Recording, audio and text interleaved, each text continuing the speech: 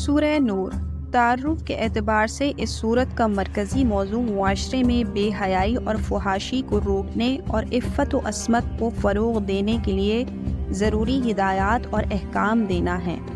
پچھلی سورت کے شروع میں مومنوں کی جو خصوصیات بیان فرمائی گئی ہیں،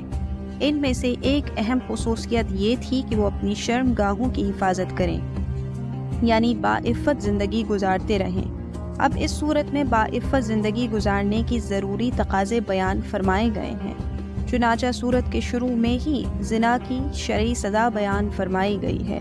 اور ساتھ ہی یہ بتایا گیا ہے کہ جس طرح زنا انتہائی گھناؤنا جرم ہے، اسی طرح کسی بے گناہ پر شرعی ثبوت کے بغیر زنا کا الزام لگانا بھی نہ صرف سخت گناہ ہے بلکہ اس پر بھی سخت قانونی سزا مقرر فرمائی گئی ہے۔ غالب گمان یہ ہے کہ یہ سورہ مبارکہ ہجرت کے 6 سال نازل ہوئی، تو گویا یہ سورہ مبارکہ مدنی ہے۔ حضرت صلی اللہ علیہ وآلہ وسلم کو عرب کے ایک قبیلے بنو مستلق کے بارے میں یہ اطلاع ملی تھی کہ وہ آپ پر حملہ کرنے کے لیے ایک لشکر جمع کر رہا ہے۔ آپ نے اس حملے سے پہلے ہی پیش قدمی کر کے اس کے عزائم کو خاک میں ملا دیا۔ اسی سفر سے واپسی پر منافقین نے حضرت عائشہ صدیقہ رضی اللہ تعالی عنہا کے خلاف بڑی کمینگی کے ساتھ ایک بے بنیاد تہمت لگائی اور اسے مدینہ منورہ میں بڑے پیمانے پر شہرت دی،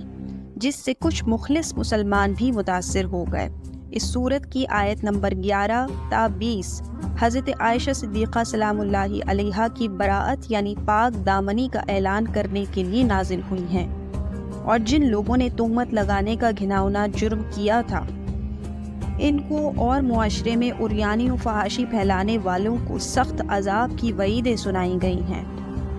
نیز عفت و عصمت کی حفاظت کے پہلے قدم کے طور پر خواتین کو پردے کے احکام بھی اسی صورت میں دیے گئے ہیں،